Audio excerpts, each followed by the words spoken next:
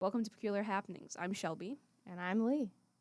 and we started a couple minutes later than usual today because Lee had a fun event they'll tell you about, and also because we just had some technical difficulties. Yeah, But, we're still figuring this out. yeah. Let's hear Lee's story because the technical difficulties aren't interesting. I just forgot to hit a button. That button is pretty important. I don't know. I was trying to make a joke and then the joke did not land, It's and I okay. was like, I that got the doesn't vibe. make sense. I got the vibe. Okay, thank you. Yeah, the fire alarm went off in my hall 5 seconds before I was going to leave. So I was in the bathroom at the time, and so I had to run out, and I didn't have my keys or my jacket or our script for today's show. So then I had to wait for the alarm to be turned off and for the fire department to get there to turn it off and to let us back into the building. And then I had to run across campus to the library from my hall.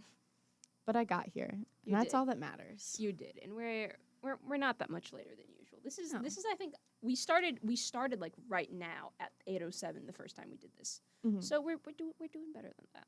Yeah. And that's all that matters. We're figuring it out. And last week we were like 10 minutes late because we couldn't figure out because we forgot the name of the thing, yeah. the audio thing we used to record. Which is good news. I looked in the search bar this time. It was just there recently.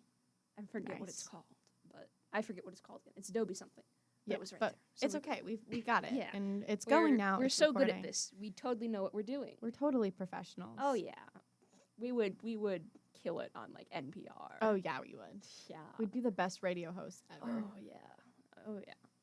All right. So today's episode we have dubbed the Steve Special Woo, Steve. because we are going to talk about Steve Harrington today. All things Steve.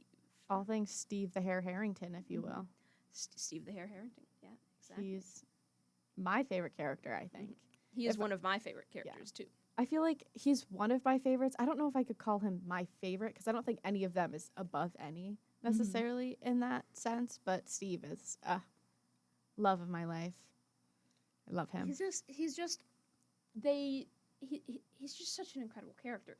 Oh, for sure. And to see the way that he's developed has also been incredible. So let's start with that because we've got on our notes here. We've got like a season by season basis. Let's start with where Steve is in season 1, which is it's his lowest point. That think. is his lowest point. I feel like metaphorically, I guess, because I feel like his lowest point is in like season 3 when he's kind of considered a loser, but when he can't get any dates. he can't get any girls. This is true. I guess technically he peaked in high school, so I guess season 1 Yeah. is technically his peak, but in my heart that's not his peak. Yeah, it's definitely not because we see Steve in such a better light after that. I mean, he's a mean Yeah, 'cause guy in- in 'cause season in- 1. Because in season 1, he's a jerk. And I just remembered we have another word written here, but we can't say that on air. Can't say that on So air. we're just going to say he's a jerk, for lack of a better word.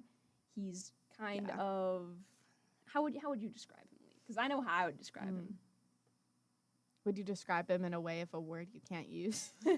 Well, maybe so, but I can find ways around it. I was going to describe him. He gives the vibes of sort of the popular kid who sort of has everything he could want but is still deeply unhappy Yes, for sure. and is a jerk because of it and doesn't really care too much about how his actions might affect other people. I think he's one of those people that is, okay, this is going to sound kind of like, just bear with me. Okay. He's kind of one of those people that he comes from a better family and he's kind of like Yes. a pretty face. You know what I yes, mean? he's very privileged. Yeah, and he uses that to his advantage, I think, in a sense, because he wasn't exposed to anything else.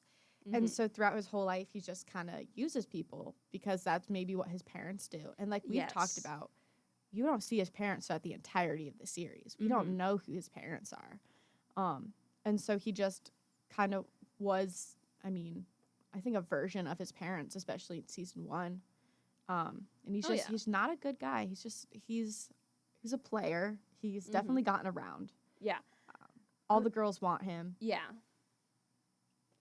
I was going to say, I feel like he's definitely very naive in season 1. For sure. Very much sort of, like we've said, a spoiled rich kid who, and again, his parents aren't around a lot, so there's definitely some issues there. Yeah. I mean, they literally, the reason Barb goes missing is the fact that his parents aren't home for the weekend. Or I think it's a school night and they're not there. Yeah, They're and he has on a some, party. yeah, they're on some conference and he's like, let's have friends over. Let's do Mhm. this. And then he's like, no, it's not like that. And then it is because they still drink and they still do things. And it's not good. And then it ends with poor Mhm. Barb getting abducted, I guess, and killed. Abducted, I don't know if this is the right word, but she's No, taken by the attacked. yeah, she is attacked by the Attacked, Demogorgon. yes. Um, Dragged into the upside down. rest in power, Barb. Rest in power, Barb. Yeah, because I was gonna say, and I was scanning through Steve Harrington's fan wiki page earlier just to Yeah. get a refresher of what he was like in season 1. Because I haven't Mhm. watched season 1 in a very long time. Yeah. I think the most recent seasons that I've rewatched have been 3, 4, and then 2 because we were rewatching that recently, which we still have to Yeah. get around to finishing that. We do. We still have to get around to finishing that, but I yawned. Sorry, I'm I very never tired. I There's never just- know what to do when you yawn. I just kind of stare at just- you. It's okay. If I'm yawning and there's just a gap of silence, just be like, Yeah. she's yawning. It's okay. She It's- didn't just yeah. disappear. It's all right. Yeah, no, but I was gonna say, he was very much a jerk in season 1. Mhm. Because again, there's the whole thing with Nancy. Nancy's worried because I haven't seen Barb. I haven't seen her since the party last night. And he's like, it's fine. She probably skipped school. Yeah. And then I forgot about this. There's a whole thing where like Jonathan was comforting her about like Barb going missing, and they're like in her room, and he like gives her his coat and has his arm around her, and Mhm. he thinks she's like cheating. So then he graffitis some like really nasty stuff. Yeah, he says some pretty gross stuff. Yeah. I think he calls her Yeah, I don't know if a we word I don't think I can Yeah, say I was gonna on say I don't air. think we can say it on air. But he says some pretty nasty things. Mm-hmm. But then he does want her forgiveness after because I think he starts to realize because he Yeah. does. Nancy is kind of like a turning point for Yes, Steve's character, exactly. and I think he really does feel bad about it. And I think you find out that I don't know if Steve's the one that did it. I think it was his friend who did it. Was it Steve? I don't remember if it was Steve himself or one of his friends, or if it was like a group effort thing. I think it was like. I don't think it was. I don't think Steve at least did the spray painting. Yeah. He might have been. He might have known about it, Mm-hmm. or he might have been involved, but I can't remember. I'll look it up afterwards. Yeah. But he definitely isn't a good guy, but then he realizes that he doesn't like that part of himself, and I think he starts to see a future with Nancy at a point, and he wants to be a quote-unquote better guy for it. Yeah. And then he gets pulled in to everything in the Upside Down. Oh yeah. And I think that's really the turning point for Steve. Yeah. And that doesn't happen until the last episode. Yes. I think the last like 15 minutes of the It was right at the end of like season Yeah. 1 last episode. But I was gonna say and I think that's a really important distinction to make, which is that it's not Nancy being like, oh, I can change him, I can make him Mhm. better. She's just like, I'm just gonna do my thing. Actually, I don't like this guy. Never mind. And it was kind of like a wake up call for Steve because he really did care about her, and he was kind of like, oh, I don't think I want to be like this anymore. You know? Yeah. For sure. And I think that's a very important distinction. I think it's a very important distinction to have him deciding to change himself because he didn't like what he saw Yeah. versus her trying to change him and him being like, Mhm. no, I'm fine. Exactly. So I feel like we see way too much of the latter and not enough of the former. So it is really nice to sort of have this character like take the initiative and be like, no, I want to change. I don't like who I am for once. And he does do that pretty well in season 2 is really the turning point. And I know, I guess it's kind of debatable, but I feel like Steve, if we transfer over to season 2, I know Nancy really ended up blaming him for thinking like that he didn't care about what happened to Barb. Yeah, because that's season 2. That's when they do have the whole fight where they're at the Halloween party and Nancy gets a Yeah. little drunk and she's like, "We'll just keep pretending that everything's fine and we're in love and you can Yeah. you can."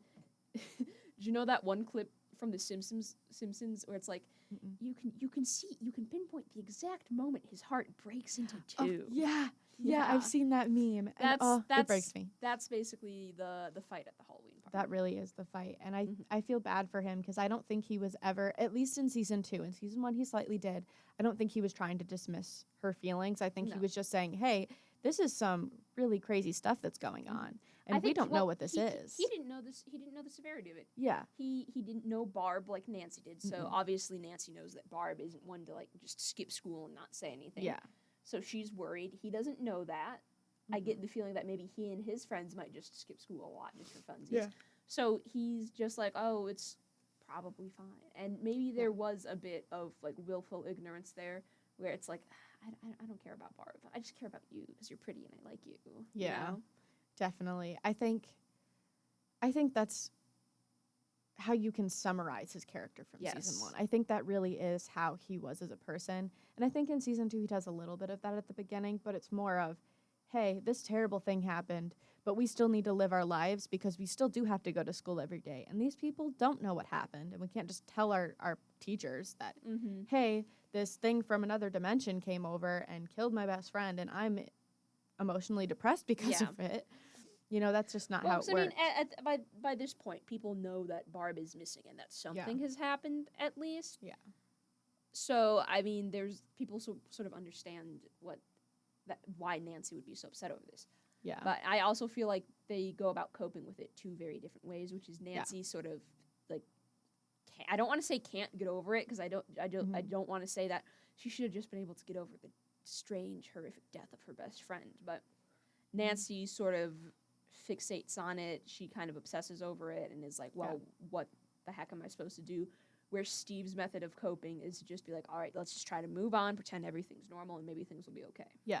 They have 2 opposite approaches to it, which is Nancy, it's all she can think about. Steve actively, like, pushing it out of his mind. Yeah. You know? And he also, there is a thing to consider is the fact that he didn't really go through a lot of it until the very end. And he only saw the Demogorgon for a split second, he doesn't really know the full severity of the situation by this point. And he probably was informed, and they probably told him about it, but it still wouldn't have the same effect as it did in season 2 when then he has to dive headfirst into it with Dustin. And, you know, they find Dart, and then they have this, he ends up, like, fighting the Demodogs at one point, and it's completely different. And they go into the Upside Down at one point in the tunnels. Yes. I think that might be, we haven't gotten there yet. That might be the next few episodes. I think it is. I think there's like 2 episodes left, and I think that's probably, maybe that is the last one in season 2. I don't know. That was the biggest turning point, and I remember I did not like Steve in season 1, and I did not think about his character at all. I also wasn't attracted to him either. Like, I could say, like, I'm attracted to Steve Harrington, but it didn't happen until his personality started to change in season 2. So, I mean, I feel like no matter how nice someone looks, if they're, like, kind of a person that you hate, that's not gonna matter. Yeah, it's a complete major turnoff. Yeah. Because I know plenty of people who I was like, oh, this person's really nice and they're really attractive and I want to get to know them. And then you get to know them and they're and it's like, oh, this person is the literal worst. Yeah, not a good person at all. Yeah, no. Yeah, what I was gonna say, season 2 was good because there's like it was the transition period because it starts where he's still with Nancy, he's still trying to like make things work, figure out because he genuinely cares about her. He knows what's happened now. He knows that the kids know, and this is where we get the Dustin and Steve relationship. This is where that starts. Fantastic duo. Fantastic duo. I love it, especially because Dustin is like. Time and time again, I feel like he's pushed off in every season from his friends where they don't believe what he's saying. And he's always pushed to the side. And I think that then developed more once he became friends with Steve because he had another person to go to. Yep. But it's just so funny that this kid has been trying to get a hold of his friends forever and no one's listening. And then finally, he's able to get a hold of someone. And it's Steve Harrington who he happens to bump into. And the fact that this like 12-year-old boy has the guts to look at this senior in high school who was like the most popular guy and say, you, Harrington, I need you. You're driving me. Let's go. I know. It's so funny. I feel like Dustin, and this is getting a little off topic from Steve, but I feel like Dustin and Will are sort of in the same category as sort of pushed aside by the rest of the group. Because, again, I feel like, especially in season 3 and 4, you can see a lot more of Lucas and Mike's focus is with their girlfriends. Yeah. And I feel like Will season 2, he's not really pushed aside because he has his own stuff going on. He's like wigged out the entirety of season 2. But yeah, Dustin, I do feel like is often one of the characters that's sort of pushed to the sidelines, you know. I know. And it makes my heart hurt. But he has Steve, which is great. Does have Steve. I really like that because it's a seamless transition. It makes for a really nice transition from Steve being sort of this rich, popular kind of a jerk to someone who's not really that anymore. Just someone who's maybe more kind of like Steve the babysitter like an older brother figure to Dustin at least, and eventually to the rest of the other kids. And I always like the joke that he goes from sort of the mean popular jock to like a stressed single mother of 5. He does, and I love him for it. I love him for it. I sent a picture to you, but I drew a little fan art of him of Yes. Steve, and I made a sweatshirt, It was and delightful. it said like #1 mom on it, and I loved it because I was just like, Dustin made it for him. I could imagine it. Dustin made that for him as a joke, but Steve actually likes it and wears it on his on the weekends when no one's around. Exactly. And I feel like the fact that he was so willing and ready to help these kids reveals a lot about his character too, because obviously he has friends, but his friends are kind of jerks. And I don't think from the beginning, I don't think he's really want that. I think he's just gone with that because that comes with being like the king of Hawkins High or something, you know? So I think if we look at it that way, I think Steve is probably a very deeply lonely character. Because again, his parents aren't home. He doesn't have any siblings. His only friends, at least in season 1, aren't very nice. So then you get sort of season 2 where he has the opportunity to kind of to help these kids, like hang out and spend time with them and be kind of like an older brother figure to them. And he just uses like, yeah, all right. Yeah. I think it's sorry. I think it also is just the fact that I feel like high school is a hard time, and especially when I'm trying to find my words right. Mm-hmm. Yeah. When someone looks at you and kind of assigns this to you or assigns an image of you, which I think probably happened to Steve at a really young age. Mm-hmm. And so then he's kind of thrown into this is your life and this is who you are. Yes. And he just has to continue with that. And then his friends aren't really nice people. And he's not a really nice person for a while. And so that's just all he knows. Yes, exactly. It's what he feels he's supposed to do, you know? And I think that's why there's a really interesting dynamic between Billy and Steve when Billy comes in season 2. Oh, yeah. Because he's like, oh, so you're Steve that everyone talks about, like King Steve or something like that. And he goes, what happened to you, Harrington? Oh, you fell for a girl and you got soft. And then that's like a bad thing when it's not a bad thing. He just fell for someone and is realizing that, high school isn't everything and you have to be nice to people. Yeah, exactly. And I also really like season 2 because that was the season where he did end up fighting Billy. Yeah. Which we talked about. It's a running bit that in every season Steve has to get beat up. He has to get blood on his face. Oh yeah. Because I mean he and Jonathan fought in season 1 and that's their fight.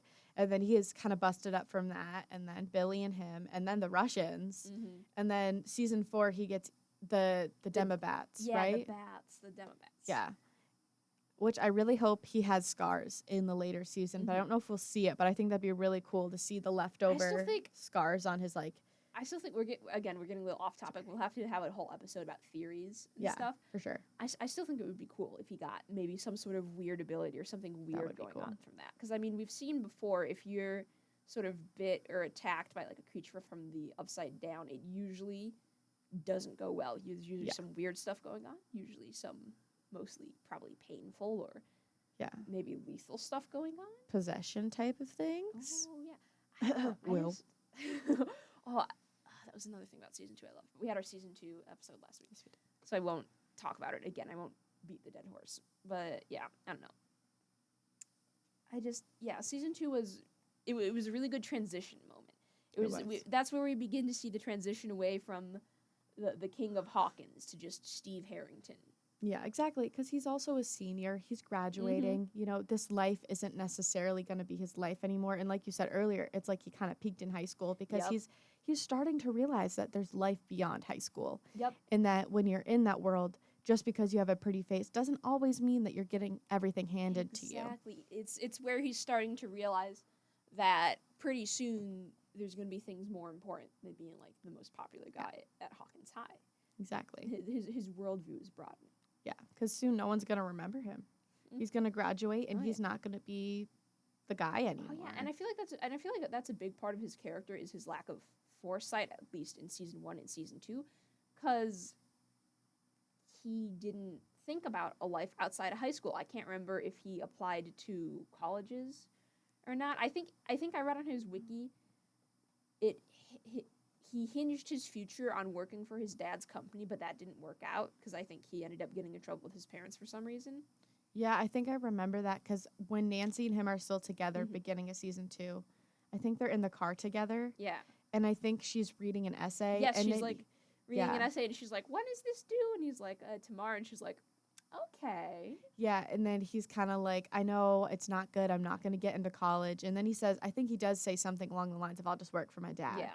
But it doesn't surprise me that, his parents don't seem like good people either. So they're not going to maybe help their son out, or maybe if he doesn't turn out the way they expect him to, they're going to Yeah. turn a blind eye to him. Or Oh, maybe yeah. they're like, hey, you need to figure this out for yourself, because maybe they weren't emotionally there, and he did kind of become a little bit of a not great person. Yeah. And then they were like, you need to figure some things out. Or Yeah. maybe he just realizes he doesn't like the people his parents are. But Well, the thing is, we know nothing about his parents, so we can't don't. really We answer haven't- those questions. We haven't seen them, so Yeah. that's probably intentional. I got to search it up now. I want to know why his parents, like why his dad didn't let him work at his company. Yeah. Then he ends up working at Scoops Ahoy, which is where we meet Robin. Oh yes. Hold on. I'm so excited to talk about season 3. I'm so excited to talk about season 3, dude. Such a good season.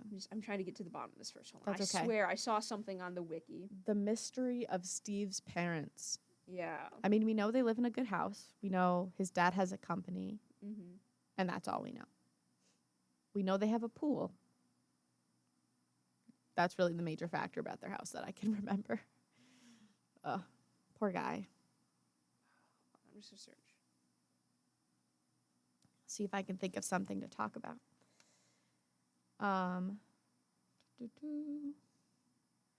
I love his relationship with Dustin specifically. It's so good. And I know we have a piece of trivia on the back that we could talk about, but Shelby found today that Steve and Dustin's relationship wasn't even really supposed to happen. It kind of just happened while they were filming the episodes for season 2.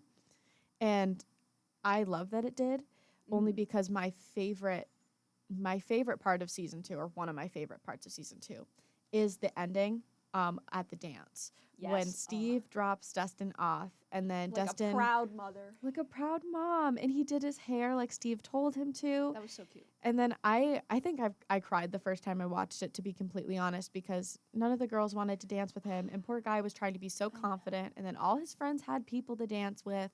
And he's sitting like there. That. I like that Nancy intervened. Yeah. Nancy was like, "Okay, Yeah. we're not letting this happen." I got this. And that broke my heart into a million tiny pieces, and then it was fixed again, and I love their friendship, and it wouldn't have happened if the characters, or the actors, I mean, is a better way to put it, if the actors didn't work so well together. Yes, exactly. I feel like it's such a natural fit. Yeah. Because you've got Dustin, who's very intelligent and would probably, without like anyone holding him back, would do all these really dangerous things. Oh, for sure. And Steve sort of serves as a voice of reason that's like, hey, we're not going to do that. Or if we are going to do that, we're going to do it in a way that's not going to get you killed. And I'm going to go with you, because then I can So protect I'm going you. to go with you to supervise. Supervision. I think, too, it just, I know I watched an interview Mhm. between Gaten Matarazzo and Joe Keery, and they get along so well. It was this quote unquote like friendship interview, and they did like a friendship test. Oh, like those friendship test interviews. Yeah, they on have. like I think like Teen Vogue or something. I don't know Yeah. whatever they're called, or like, you know what I mean. Like they do like the video interviews and they put it out on YouTube. Yes. And there was this one, and it was just so funny to watch them interact with each other, because it was right after season 3 came out, I think, Mhm. and it was just, they had such a good energy, and they were sincerely like Dustin and Steve in real life, and I loved it. So it's and I think that's really cool too, because it's like the actors have such a good chemistry together. I Yeah. feel like that bleeds over into the characters Yeah. a little. They all get along so well. Like I know that I think Natalia Mhm. Dyers, that's her last name, right? Yes, I believe so. I don't know if I was saying it Nancy's right. actor. Yeah, and then is his name Charlie? I think it is, who acts as Jonathan. I think it is Charlie something. It's something like that. But I know they're together, and there was a really funny thing. Sorry, off track. But there was a funny thing I saw, and it was Joe Keery and Charlie. They were in an elevator. Oh, I and know what you're talking about. yeah, I've seen it. It's yeah, so funny. It's so funny, because then Natalia Dyer's in the middle, It's like and it's then they playing like on end like up the kissing. love triangle Yeah. dynamic in the show. And then it's like a joke that like Steve and Jonathan end up making out instead. That was That It was was good. great. I did love that. It was great. And I feel like if you weren't close with them and you didn't have that chemistry or like that close like friendship between the actors, like they would never have done that. Yeah, exactly. And And it's great. I think a lot of the reason, the actors getting along is a big reason the show is so good. Yeah. Because I feel like you can obviously have amazing pieces of like film and entertainment, even if the actors are like at each other's throats every Yeah. day. But I think the fact that it's like they're all friends, they're all kind of having a good time, really adds to the show a lot. And I think, I mean, specifically talking about Steve, the fact that Joe Keery also was just such a good actor and so willing to do certain things Yes. that, I mean, they were going to kill Steve's character off. Yes. But then Joe Keery came in and did a decent performance in that, and they saw somewhat of a potential. So they're like, we'll keep you on for another So they were season. like, And then he blew it out of the water in season 2. Because I feel like season 1 Steve, that was a character that was supposed to die. Yeah. And then season 2, they're like, okay, we're backtracking, we're planning, we're making a new idea. Let's figure out who this guy is. Let's figure out who this guy is outside of the sort of role he's been assigned. Let's figure out who he is outside of the role that we've assigned him. Yeah. You know? And I think that was fascinating. And now, I was going to say, I did find apparently Steve's dad didn't let him work at his company to teach him a lesson. There was a Screen Rant article about that. Interesting. So, I'm trying to remember. I don't know what the exact context of that would be. Maybe it would be because Steve didn't get into a college or something. Because I don't remember if it's ever said if he did get accepted or if he did apply. I don't think they ever mention. Yeah. I do know that I think we would have to rewatch the first or second episode of Stranger Things 3 to figure that out, Yeah. because I think that's right after he's graduated. It's the summer. He's working at Scoops Ahoy, and I think they mention it maybe briefly. I did see that- something on the wiki that said Yeah. there's a specific episode I can look at later. And Okay. we can figure We can figure it out. But yes, I was going to say, so season 3, Season 3. Scoops Ahoy, Steve, and we have Steve again, and we've got not the introduction of Erica, but the sort of bringing of Erica into the larger plot. And we've got the introduction of one of my favorite characters of all time, Robin. Robin. I love her so much. I love Robin so much. Season 3 is just genuinely overall fantastic season. Oh, it is. I think the vibes are off the walls. It's very much the whole Russians under the mall Yeah. thing is very much giving, I think, 80s movie, like it's almost a cartoonish, it's a cartoon villain depiction Yeah. of the evil Russians. It's very much Cold War, I think. Mm-hmm. And then you have the mall that's so bright Yes. and colorful, Yes. and it's summer. I loved the colors in So good. in season 3. I think it's by far the most vibrant and colorful season because Yeah. you've got like all that neon lighting throughout. You've got Elle with the super colorful 80s clothes. Yeah. And it's just it's so fun. It's so fun. And then again, you've got Robin. So it's a Robin. Win. It's a win in my eyes. Adding some new diversity to the group, some new Yes. characters. The Scoops Ahoy outfits too. Can we just give a moment to how amazing those are? It's beautiful. They're so unappealing, and that makes them appealing. They're like, would I want to wear one? Absolutely not. But it's like they don't look horrible. They don't. They don't look horrible. Like I honestly They kind make of 'em think work. like that style of shorts worked well for Robin. I think Oh, that yeah. and the shoes. It was kind of a look. It was kind Yeah. of a vibe. Which is why I think it was so fun to watch. I know season 4, her style completely changed, Yes. and I realized love it's it. because we didn't see her wear anything else other than Yeah. her Scoops Ahoy We outfit. just saw her wear uniform. Yeah. And we saw her, she had some chains on, and then she had some messy eyeliner kind of look, but that was really it. That's all we got from her. I loved her jean jacket that had the cool patches. Yes. I mean, So I'm good. biased because I think jean jackets are really cool, but I Yeah. loved that. I loved I loved the video store rental fit with the button up and the tie and the suit jacket. The That was green vest. phenomenal. Yes. That was incredible.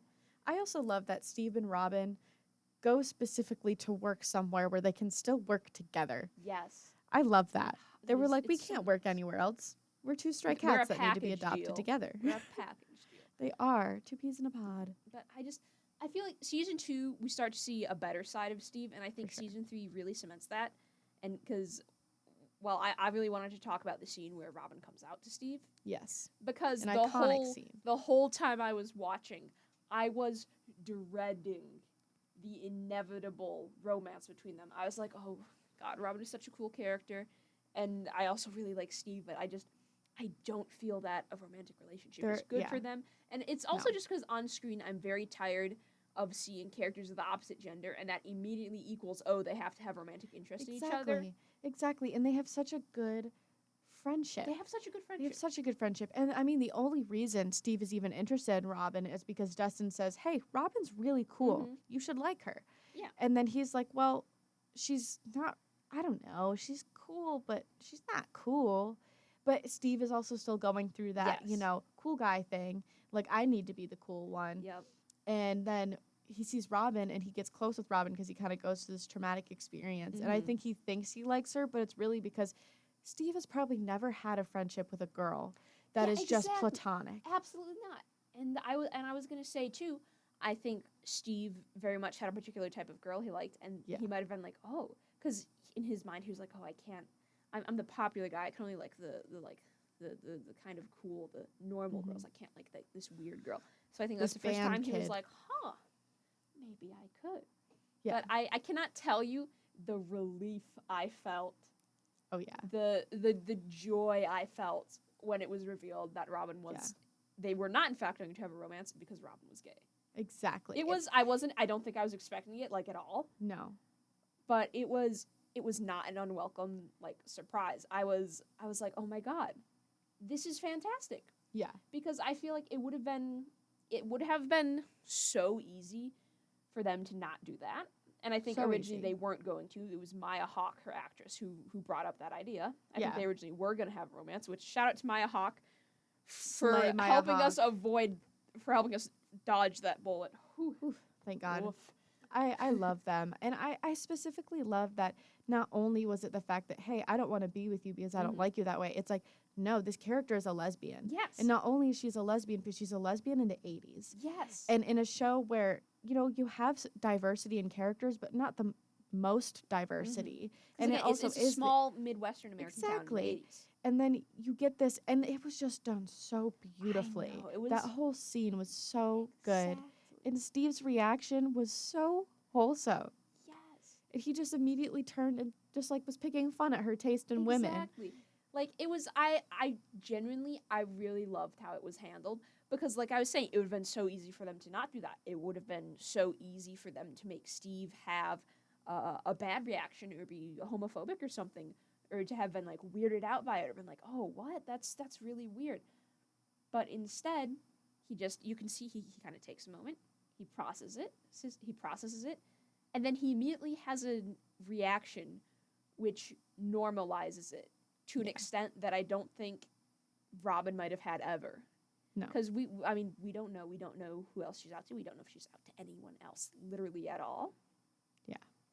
And it's just, I do love it so much. It's so good.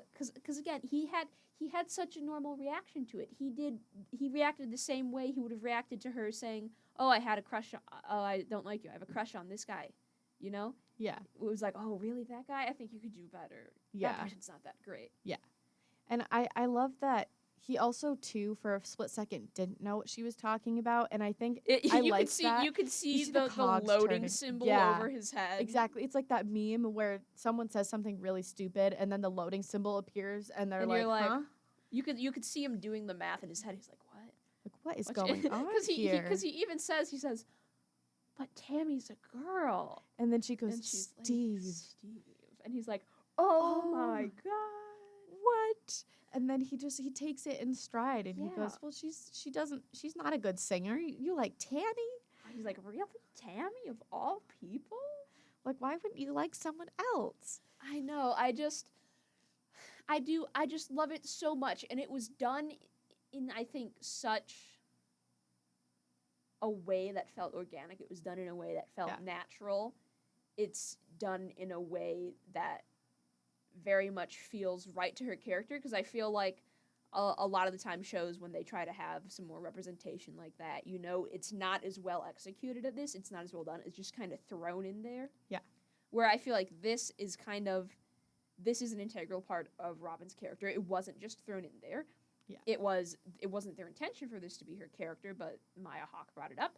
and they incorporated it in a really good, balanced way that it wasn't just like thrown in there for like a gold star, you know? So And they could be like, look, we have representation. Exactly. And what I really like too is it's not the only factor of who she is. No. Because you see this whole character before who gets to Yes. develop before you, and then you like this character, and then it's revealed that she's a lesbian. Exactly. And so it's like, if you liked Robin to begin with, and if someone watching the show then didn't like Robin after that, then you know they're homophobic, because it's like, if you liked the character before and that was the deciding factor, then it's not adding up, my guy. She's and again, Stranger Things does it fantastic with all their characters. It also does it fantastic with all their female characters.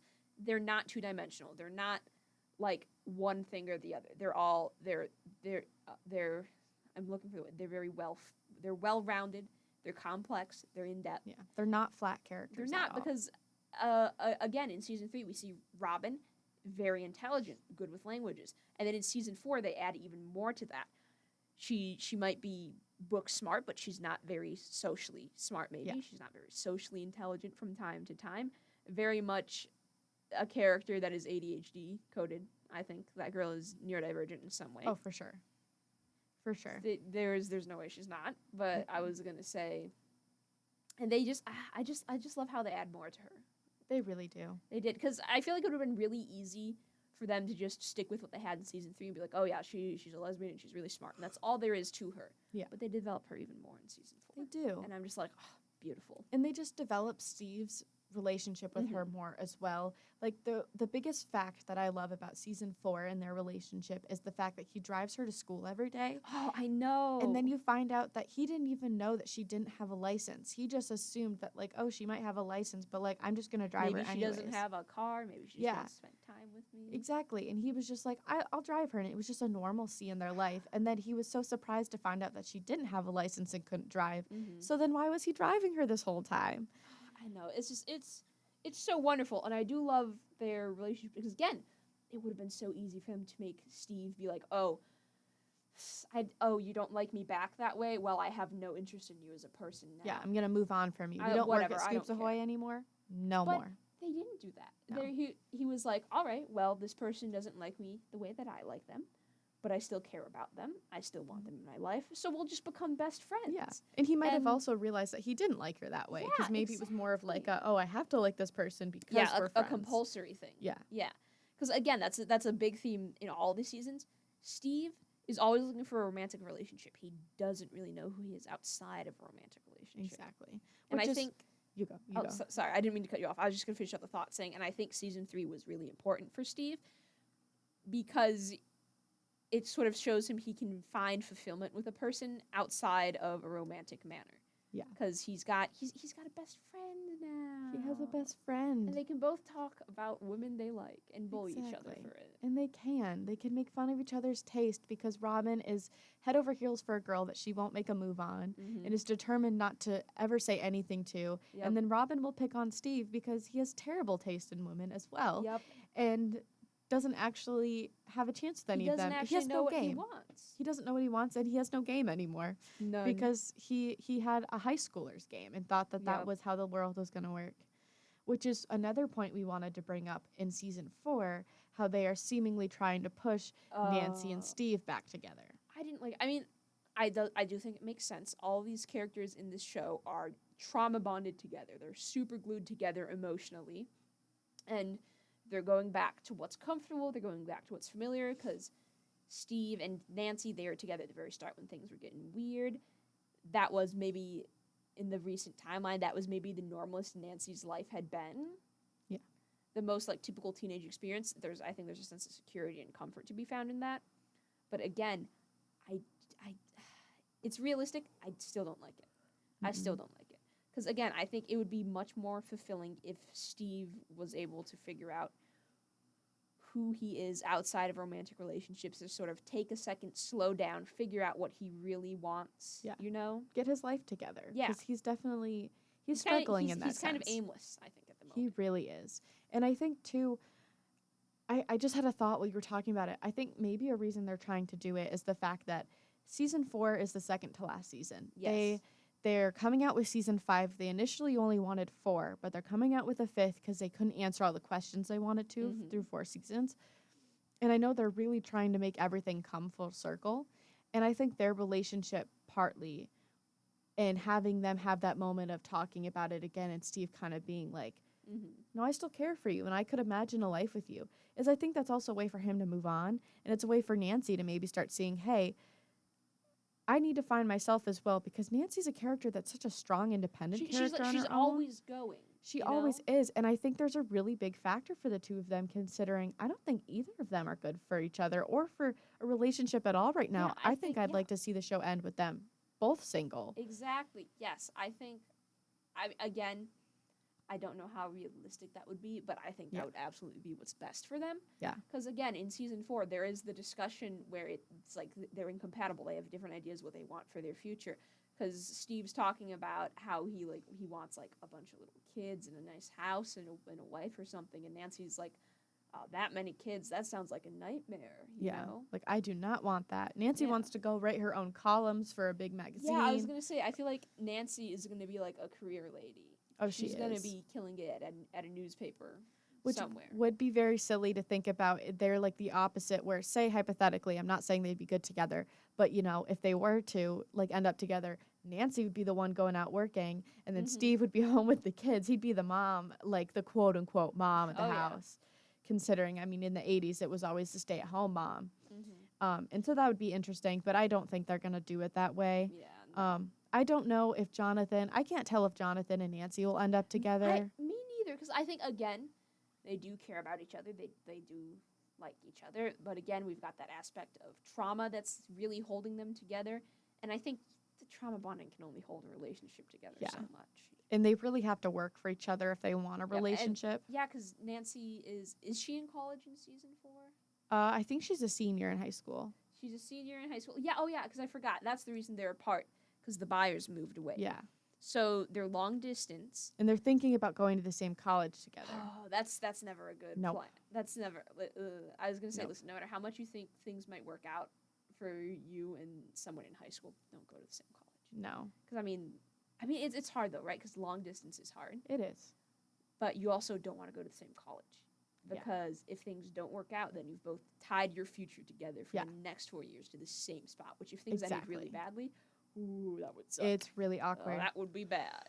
I have plenty of friends who were in relationships with people, or even met people here and were in relationships, and it just didn't end well. And then now they have to see each other all the time, and that's really hard. And I think they do care about each other, but I think maybe they need time apart. Yeah. And I think a lot of the characters, their lives are going to change and have changed because of the Upside Down and everything that happened. Yes. But I think after this final season, there's going to be a massive ending. We have no idea what might happen, but I think it's going to change a lot of the characters for the future. Yeah. And then they're going to be here after going through all these years of this happening. Like, what do we do now? Now that this is over, we have lives to go live. Yeah. Oh, yeah. Exactly. And I think there might be sort of an aspect of moving on that might be apparent, which is, I mean, obviously they've gone through all these traumatic experiences together, and that obviously brings you a lot closer, but at the same time, every time you look at these people, you're going to remember all these horrible things you went through. And I know I would probably want some distance from that at least. I mean, obviously I'd still want these people in my life, but at least for a while, you'd want separation. Yeah. So you can move on. But I was going to say, anyway, we got off topic. That's valid. It's the Steve special. We got distracted. But, well, I feel like it's Steve adjacent, because we were talking about relationships. But I was going to say, season 4, yes, Steve gets beat up again. He's attacked by the bats, which, again, I still think it would be really cool if something weird started happening from that. For sure. Like, we've talked about stuff we think might happen in season 5. Like, it'd be cool if maybe Will starts to get some more different powers. I want to know what's going to happen with Steve, because I don't feel like the Duffer Brothers are the type of people that's like, yeah, he got attacked by a bunch of these things, but, like, he's fine. Yeah, nothing's going to happen now. And the amount of times Robin mentioned rabies, I think that was just a silly bit, but at the same time, I'm like, she has a point. That's a weird, strange, alternate dimension animal. Yeah, we have no idea what venoms are in them. You know, I mean, I feel like looking at any of them, you get bit by that, I'd be worried. I'd be oh my God, I think I might die. If I got bit by that, I'd be like, well, I think my immune system is very strong, but you should also bring me to the hospital. Right now. I wonder, because by season 4 because season 2 we've got the lab, the good guys. Yeah. Is the lab still functioning in season 4? I don't In Hawkins, I don't remember. think so, because in season 3 I remember they go back for some reason Oh, to and try it's it. abandoned. Yeah, and because Joyce Yes. sees the spot where Bob died, and Oh, she's kind of having these flashbacks. Yeah, and that's the scene where you've got like the Terminator guy. Yeah.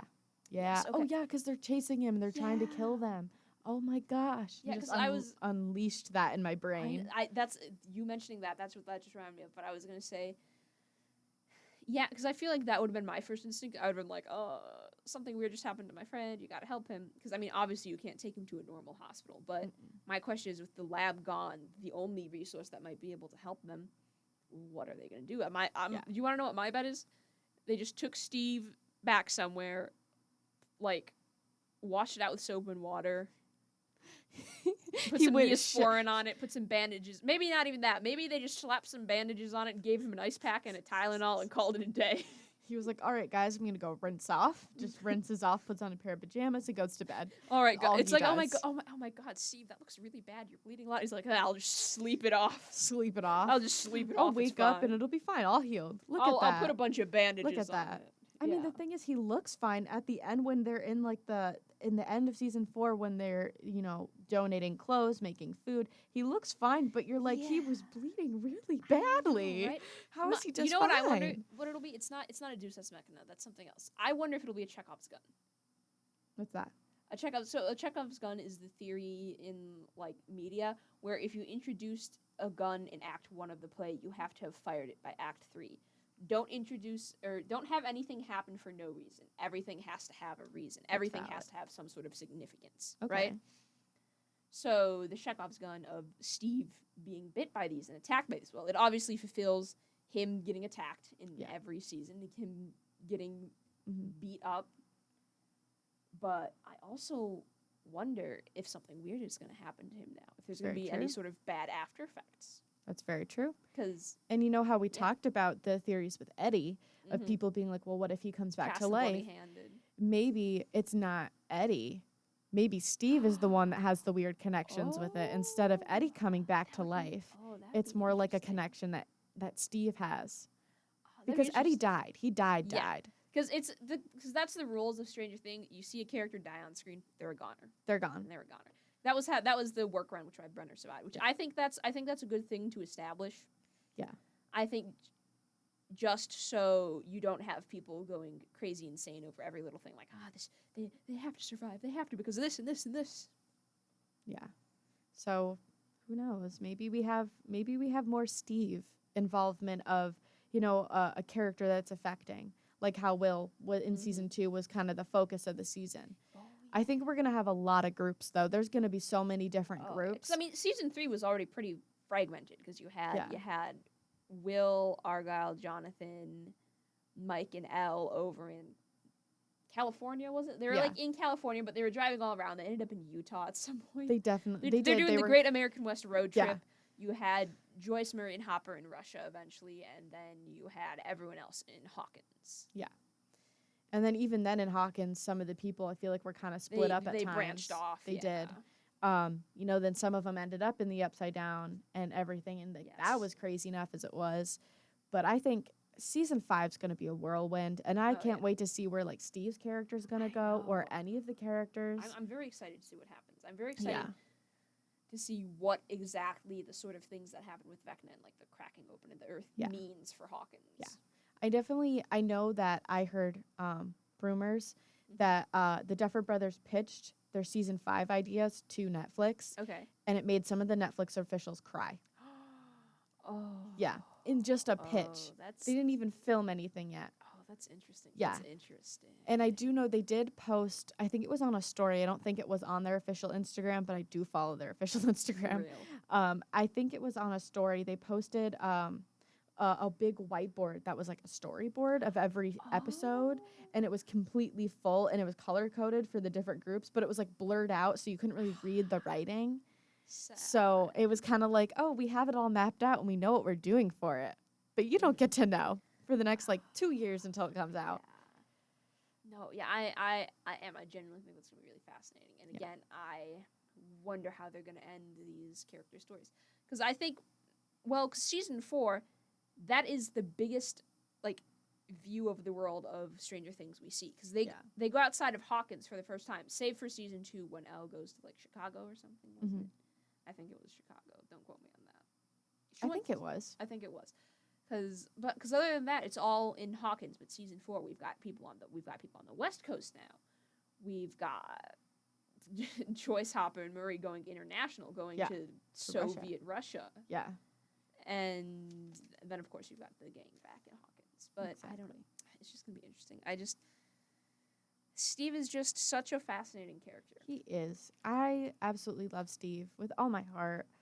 And I could talk about his character arc because he just started off with this as a jerk. He was an absolute exactly. terrible person. He started off very almost 2-dimensional, I think. Almost antagonistic. Yeah, well, I would say he was pretty antagonistic in the first season. He was Yeah. sort of, the guy you don't want Nancy to be with. You want Nancy to be with Jonathan, despite the fact that he was being really creepy and taking photos of her when she was changing. Yeah. So it's valid that Steve wanted to beat him up. Yeah, I was But gonna it's say also- that was kind of deserved. Yeah, that was creepy, and I wish we kind of got more. I bet we could figure it out. I bet if we found up a wiki for him, it would maybe explain why. But it was just Well, being kind of creepy. I think it's just obviously Like peeping Tom. he's not like Steve. He's not a popular kid. He really likes this girl. He probably thinks he doesn't have a chance with her. That's valid. I don't remember if it was intentional or not, or if he just happened to be there and decided to be really weird for some reason. He was did. like, It was "Whoa." an accident. He was there. He was looking for Will. I'm pretty sure he Yes. was looking for evidence for Will, and he stumbled through the woods Yeah. because it is known. I'm pretty sure that Steve's house is decently close to where Will disappeared. Yes. Because it's in the woods. It's like near the Yes. woods, and so like that's why the Demogorgon was even there to get Barb. But then we see Steve grow so much as a Yes. character, and I love his character growth. I love looking at all the fan art people have made of him. It's fantastic. It's great. I love the ones where it shows like all like the kids, but they're younger, and Steve's like their like father figure, and they're like yeah. almost look like toddlers, and he's like, like a tired mother of 5, and it's just like, I love him. I love his character so much.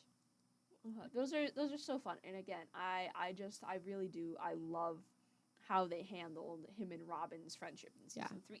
Because again, it would have been so easy for them to be like, no, he's going to be a jerk about this. Yeah. He's going to be homophobic and ignorant about this, because it would have made sense considering the time and the fact that it's a small Midwestern town in America in the 1980s. It would have been so easy for them to do that, and you would have. I feel like an argument people would have used if they did that would have been, it's historically accurate, and it would have been so easy for them to do that, but they didn't. And that matters a lot to a lot of people. Yeah, it shows his growth so much. Yes, exactly. And again, it is really. It's so nice to see. It's so reassuring. It's very comforting to see this character go from sort of a naive, ignorant, like rich kid who's on top of the world in season 1 to sort of season 3. He's sort of past his prime. He's sort of, unpacking a lot of the things he did in high school and being like, no, I don't want to be this person anymore. And he has his coworker, his friend, like come out to him and share this very, very scary, very vulnerable thing with him. And he just, it's just another Thursday for him. Just another Thursday. Which, you know what I just realized? What? I do wonder if his experiences with like Upside Down and the Demogorgons had an influence into this. Because if you've seen like interdimensional weird monster creatures, I don't think it's gonna matter much at all if someone you know is gay or not. You're gonna be like, oh, you're gay, that's cool. Yeah, your friend comes out as queer. That's second like, nature at this point. Yeah, that's whatever. I had to beat back a bunch of monster dogs with a spiked bat in a junkyard a couple months back. Yeah, with a couple of 12-year-old teenagers. kids. Yeah, like me and a couple 13-year-olds hanging out in the junkyard. I had to beat these things back with a spiky bat. Oh my goodness. Which, honestly, that probably does contribute a lot to his cultness. And they were just interrogated in a Russian base. They were just drugged in a Russian base. He's like, that's the least of my concerns. Good for you. Your taste in women is bad, but I don't care. That's literally his reaction, and I love it so much. Yeah. It's so nice. I said it before. Again, I cannot tell you the immense feeling of relief that just rushed through my body when she came out and they didn't have like a whole confession like love scene. Oh, I know. I was like, I would not have liked that. I would not have liked it. I was like, I was tensed up the whole time. I was like, oh God, it's gonna happen. I just couldn't see it happening though. I was sitting there. I was like, I don't think they're gonna get And that's together. what I was like, I really hope they don't, because it doesn't make sense. I don't like it. I got a vibe, and I was like, I don't like it. I don't like that for them. Yeah. And again, I feel like a lot of time in media, whenever there's characters of the opposite gender, the writers are like, oh, there has to be romance of some sort. There has to be romance of some sort. And it's like, no, that's not true. We need more just loving platonic relationships and friendships between characters of the opposite gender. And that is what Steve and Robin give us. And I love so much, because again, in season 1, if this had happened to him in season 1, again, he might not have wanted to be friends with Robin anymore, because he would only have been interested in her for like romantic reasons. He was like, whatever, I don't care about you anymore. But season 3, he's like, that's okay. We're still best friends. I care about you a lot. Yeah. Let's go get hired somewhere else together. Let's go work at a video store. I know, and it's so nice. It is so nice. It's so nice, and it does such a good job of balancing, I think, having a queer character in a hostile setting, small town, 1980s. It's very realistic. It feels really very grounded in reality, because at that time, I don't think you would absolutely not be telling everyone that fact about yourself. But it's refreshing.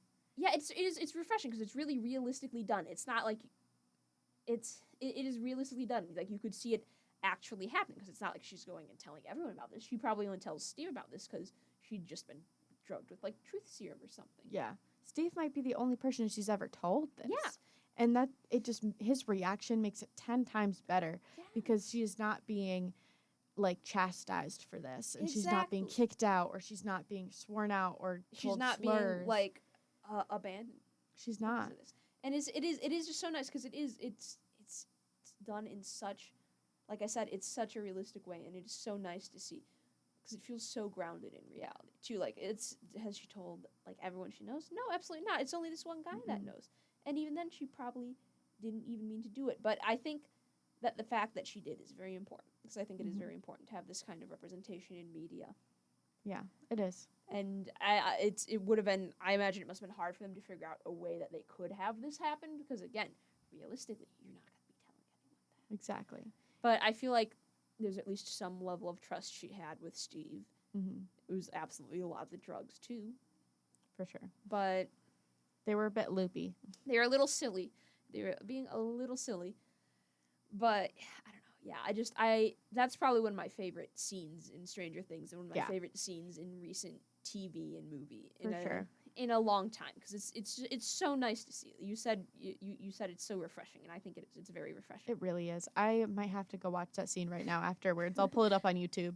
Real. I'll just watch like the 10-minute clip of them. Oh yeah, because it's so nice. They have a good balance too, because I mean, obviously they explore a lot of the hardships and what this means for Robin in this time frame, but that's not the sole part of her character. In season 4, it's less about that. It's more about her being like, oh, I like this girl, but I don't know what to do. I can't talk to her. Yeah. It's very normalized. And again, it does address some of the hardships with her, I think, because when the girl she likes has like the boyfriend and that kind of, you can pinpoint the exact moment her heart snaps in half. Poor girl. It covers that in a realistic way, but I think it's got a good balance, because you've got a gay character that's more normalized, that isn't really going through a lot of intense turmoil, and then you've got Will, poor who's Will, just tormented 24/7. 24/7. Like that Poor poor guy. guy. That poor guy. He's just a guy. They're all just a bunch of little guys. It is. It's wonderful. Steve is a wonderfully done character. They managed to pull off his character arc in a way that was very natural, that didn't feel forced. It felt less like this guy was changing completely from who he originally was, and more like he was discovering who he was outside of how other people defined him. Yeah. And I think it was great. I think it's in a way we haven't seen before. Yes. We haven't really seen a character arc done so well like his, and I think that's why I like it so much. It was done beautifully, and they didn't they didn't ruin his character. They didn't do it to a character that people just. It didn't feel rushed. It didn't No, feel it rushed, didn't. which is a big thing. Because I feel Yeah. like, especially, I feel like a big trend in a lot of shows and movie stuff now is that the pacing is way off. Because It again, is. there's more push to get it out faster so you can get more money just so you can get the money, not caring about how good it is. And I feel like his arc, the reason it's so good is because it's not rushed. Yeah. You see it slowly develop throughout season 2 and 3 and 4. It's not something that happens in the span of a few episodes, which I No. think happens a lot in shows. And that kind of longevity, it's hard. You have to like plan for that. You have to have that included from the very start. But I think when you can do it, it's a lot better. Yeah. It feels a lot more grounded, and it feels, like I said, the pacing is so much better. Yeah. It makes me feel. It feels more realistic. It makes me think of Amity from the Owl House. Yes, that that was character also incredibly done. Yeah. Because again, it's not a character just changes overnight. It's not like, oh, I've seen the wrongs of my ways and I'm a completely different person in the span Yeah. of 2 episodes. No, Exactly. it's a season-wide venture. It is. And I think it's hard to do that, like I said, but when you do that, it is infinitely more, I think, it's infinitely more intriguing, realistic, and it just works better. Mm-hmm. They took their time and they did it right. Mm-hmm. And that's why we got such an amazing character out of it. Yes, exactly. And we love him. Exactly. They took the time and the effort, and they did it right. And that's why Steve is so Exactly. great. All right, well, I feel like that's a good spot to end. It's been just Yes. about an hour. It has been. Well, Mhm. thanks for listening to our Steve special. Yeah, the Steve special. What a time. What a guy. What a time indeed. All right, well, that is going to be all for tonight. For those of you listening, either live or on the video recording, that'll be up in, like, I don't know, a week, maybe? Maybe. Yeah, maybe. Thank you for listening, and have a good night. Shelby and Lee out. Signing off. Yeah.